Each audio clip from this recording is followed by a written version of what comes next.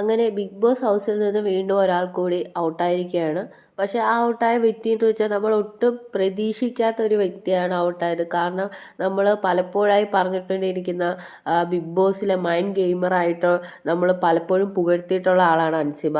ആ അൻസിബയാണ് ഔട്ടായത്. അപ്പോൾ അൻസിബ ഔട്ടായെന്ന് പറയുമ്പോൾ നമുക്ക് പ്രേക്ഷകർക്കായാലും ബിഗ് ബോസിനായാലും മൊത്തത്തിൽ കണ്ടസ്റ്റൻസിലായാലും മൊത്തത്തിൽ പെട്ടെന്നൊരു അത്ഭുതമാണ് വരുന്നത് അൻസിബ ഔട്ടായെന്ന് കേൾക്കുമ്പോൾ. പക്ഷേ ഇപ്രാവശ്യത്തെ പവർ ടീം എന്ന ഒരു പുതിയൊരു ഇത് ഒരു സംഭവം ഇല്ലായിരുന്നെന്നുണ്ടെങ്കിൽ അൻസിബയൊന്നും ടോപ്പ് 5 എത്തി നിൽക്കുന്നതിൽ ഒരാളായി മാറാനേ ചാൻസ് ഉള്ളൂ. കാരണം പവർ ടീം വന്നപ്പോഴത്തേക്ക് കുറേ വീക്കായിട്ടുള്ള കണ്ടസ്റ്റൻസ് പവർ ടീം എന്നൊരു ഇതിൽ രക്ഷപ്പെട്ട് നിന്നു.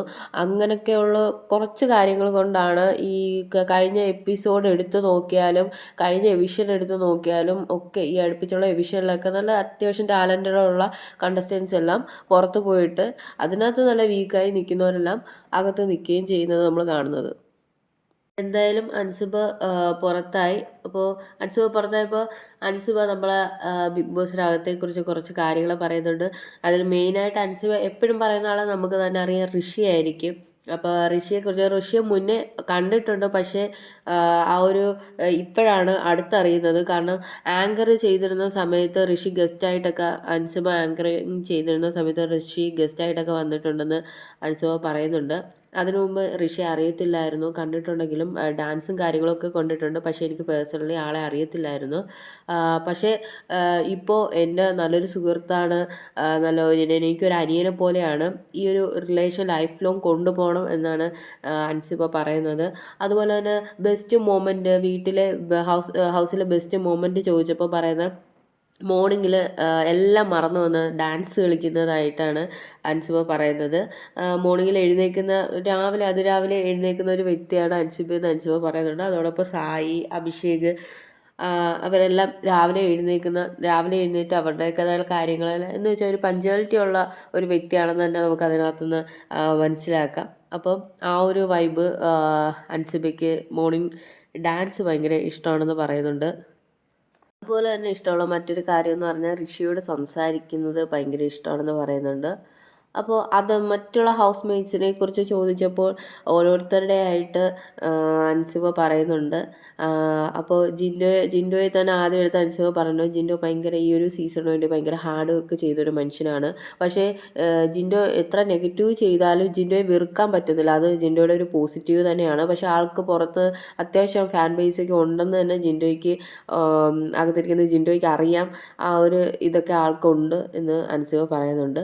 ഋഷിയെക്കുറിച്ച് പറയുകയാണെങ്കിൽ ഋഷിയെക്കുറിച്ച് 100 നാവാണ് അൻസിബയ്ക്ക്. ഋഷി ഭയങ്കര ഇന്നസെൻ്റ് ആണ്, നല്ലൊരു വ്യക്തിയാണ്, നല്ലൊരു മനസ്സിന് ഉടമയാണെന്നൊക്കെ ഋഷിയെക്കുറിച്ച് അൻസിബ പറയുന്നുണ്ട്. അതുപോലെ തന്നെ നോറ ഭയങ്കര വാക്ക് സാമർഥ്യമുള്ള, ആർക്കും സംസാരിച്ച് പിടിച്ചു നിൽക്കാൻ കഴിയാത്തൊരു വ്യക്തിയാണ് നോറ എന്നും പറയുന്നുണ്ട്. അതുപോലെ തന്നെ നമ്മുടെ ജാസ്മിനെ കുറിച്ച് പറയുന്ന നല്ല എനർജിയുള്ള ഒരാളാണ്.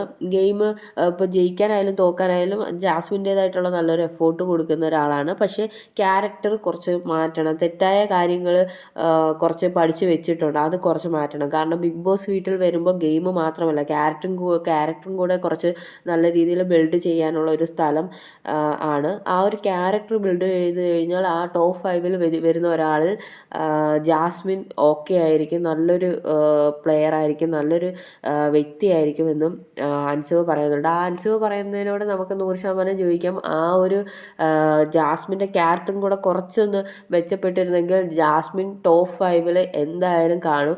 അല്ലെങ്കിലും ജാസ്മിൻ ഇപ്പോൾ ടോപ്പ് 5 ഒരു ഇതിലാണ് നിൽക്കുന്നത്. പക്ഷേ ക്യാരക്ടറും കൂടെ പൊളിയായിരുന്നെങ്കിൽ ഇപ്പോൾ ട്രോഫിയുടെ സ്ഥാനത്ത് ഏതാണ്ട് നമുക്ക് ജാസ്മിനെ കാണാൻ പറ്റിയിരുന്നേനെ.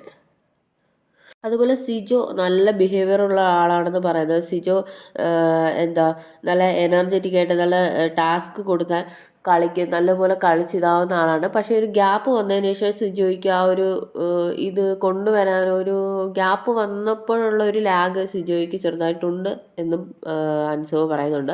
അതുപോലെ ശ്രീതു ആദ്യമൊക്കെ എങ്ങോട്ട് പോകണം, എന്ത് പറയണം എന്നുള്ള ഒരു മിഡിൽ സ്റ്റാൻഡിൽ നിന്ന ഒരാളാണ്. ഇപ്പം കുറച്ചൊക്കെ ഓക്കെ ആയി വരുന്നു എന്ന് പറയുന്നുണ്ട്. അതുപോലെ അർജുൻ ടാസ്ക് ചെയ്യുന്നത് സൂപ്പറാണ്, നല്ല സീറ്റായിട്ടുള്ള ഒരു വ്യക്തിയാണ്, മുന്നോട്ട് പോകാൻ കഴിവുള്ള ഒരു വ്യക്തിയാണെന്നും അർജുനെ കുറിച്ച് പറയുന്നുണ്ട്. അതുപോലെ സായി എന്ന് പറയുന്ന ആളെക്കുറിച്ച് നല്ലൊരു മനുഷ്യനാണ്, എല്ലാവരെയും റെസ്പെക്റ്റ് ചെയ്യുന്ന, ഗെയിമിൻ്റെ സ്പിരിറ്റിലെടുത്ത് നല്ലൊരു ഗെയിമറും കൂടിയാണ് സായി എന്നും പറയുന്നുണ്ട്. അതുപോലെ തന്നെ നന്ദനയെക്കുറിച്ച് പറയുന്നത് ഫുൾ ആക്റ്റീവായിട്ടുള്ള ഒരു ക്യാരക്ടറാണ് നന്ദനേതാണ് അൻസിബ പറയുന്നത്. അതുപോലെ തന്നെ എടുത്തുചാട്ടം കുറച്ച് കൂടുതലാണ്. പിന്നെ അവളുടെ ഒരു ആഗ്രഹം എന്ന് പറയുന്നത് വീട് വെക്കണമെന്നുള്ളൊരു ആഗ്രഹം, അത് പെട്ടെന്ന് നടക്കട്ടെ എന്ന് അന്ന് അൻസിബ പ്രാർത്ഥിക്കുന്നുണ്ട് എന്ന് പറയുന്നുണ്ട്. അതുപോലെ തന്നെ അവസാനം ഋഷി കാരണമാണ് ഇത്രയും ദിവസം അൻസിബ ഇവിടെ നിൽക്കാനുള്ളൊരു ബാക്ക് ബോൺ എന്ന് പറയുന്നത് ഋഷിയായിരുന്നു. ഋഷിയാണ് തനിക്ക് സങ്കടം വന്നാലും സന്തോഷം വന്നാലും എല്ലാത്തിനും കൂടെ നിൽക്കുന്ന ഒരു വ്യക്തി ഋഷിയാണ്. ഋഷി അങ്ങേയറ്റം അൻസിബ പിന്നെയും പിന്നെയും പിന്നെയും പുകഴ്ത്തി ഇതാക്കുന്നുണ്ട്. കാരണം ഋഷി അത്രയ്ക്കും അൻസിബയ്ക്കിപ്പം അത്രയ്ക്കും ഒരു കുടുംബത്തെ പോലെ, കുടുംബത്തിലുള്ള ഒരാളെ പോലെയാണ് അൻസിബ ഇപ്പം ഋഷിയെ ഇതാക്കിക്കൊണ്ടിരിക്കുന്നത്. അപ്പോൾ എന്തായാലും ഇതിനകത്ത് നിന്ന് ഇറങ്ങിയതിന് ശേഷവും ഋഷി അൻസിബ കൂട്ടുകെട്ട് നമുക്ക് കാണാൻ സാധിക്കും എന്നാണ് ഇതിൽ നിന്ന് മനസ്സിലാക്കുന്നത്.